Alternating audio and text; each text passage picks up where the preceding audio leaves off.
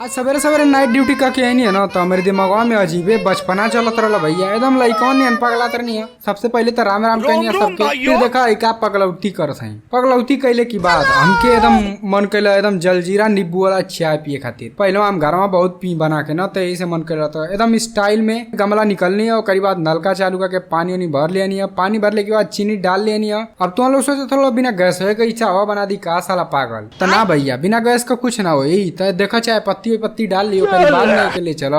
अब चाय पत्ती डालने के बाद ओके ले जाके गैस धरा के आ गैस पे धो देनी है। और फिर ओकरी बाद चलनी है और मटेरियल कर लिया जलजीरा और जौन भी ओके छननी उनी सब लेके आई खाए की बन जाये तो छनऊ के ना। अब फिर बिचवा में याद लो और ये सरवा आधिया तो हम डलबे ना कहीं। फिर अभी आके कुचुर कह के बेलना से कुछ देनी है ओकरी बाद लिया के चाय में ढकेल दिया। अब जब ले चाय बनत रहा हम सोचता नहीं का करी तो बस ऐसे पगलात रही। ओकरी बाद आई देखा जाए चाय क्या मस्त मजेदार कलर आइल एकदम देख के तो दिले खुश हो गया एकदम जैसे सोचत रही बनेले की बात पूरा गिलासी में छन्नी है।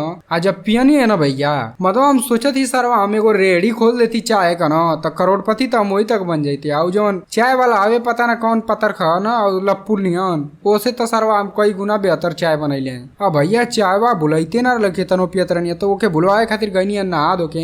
फिर ओकरी बाद लगल ये नींद ऐसा नींद मरनी है कि उठानी है सीधे 2 बजे उठले के बाद चावल चढ़ानी है। चावल चढ़ेले के बाद एगो भैया है ना रूमे पर तो सिल्वर बटन देखे कहत रहा तो कहनी लो भैया देख लो तो पहले उनके दिखाइले से पहले हम लेके मस्ती कहनी है। फिर उनके दियानी तो उनका रिएक्शन देखा का कैसी देखा था पहली बार शायद लगा था हमके देखा ना वो तो एकदम वो शौक ढोके लेना खुश हो गए ना। अब भैया फिर दाल उल चढ़ा देनी है। दाल उल हो गई है। ओकरी बाद दोस्ते का फोन आइला वीडियो कॉल पर बतियनी है मजाक मस्ती भइल है जौन भी। फिर ओकरी बाद देखा दाल चावल निकाल दे खीरा और पूरा मस्त कटले एकदम पेटे में चूहा कूदत है 2-3 गो कूदत है सरवा की जल्दी खो। खाना खैले के बाद हुआ श्वास लेनी है। फिर चल देनी है आवाज रिकॉर्ड करे आ लैपटॉप चालू करके आवाज रिकॉर्ड करनी। ओकरी बाद कुछ तनी सीट का काम रहा कमरा का हिसाब लिखे के रहा तो उ सब बना उना के आ फिर गईनी अब तनी हमके डर लगत रहा तो गईनी दुकानी पर से माउंटेन ड्यू खरीद के लिए आ तुम लोग तो जानते वालों माउंटेन ड्यू पी के डर की आगे जीत तो डर की माँ का भोलापन कर देनी है। अब चला जा तुम लोग से मिलत है बिहान। चैनल के सब्सक्राइब कर लिया जा।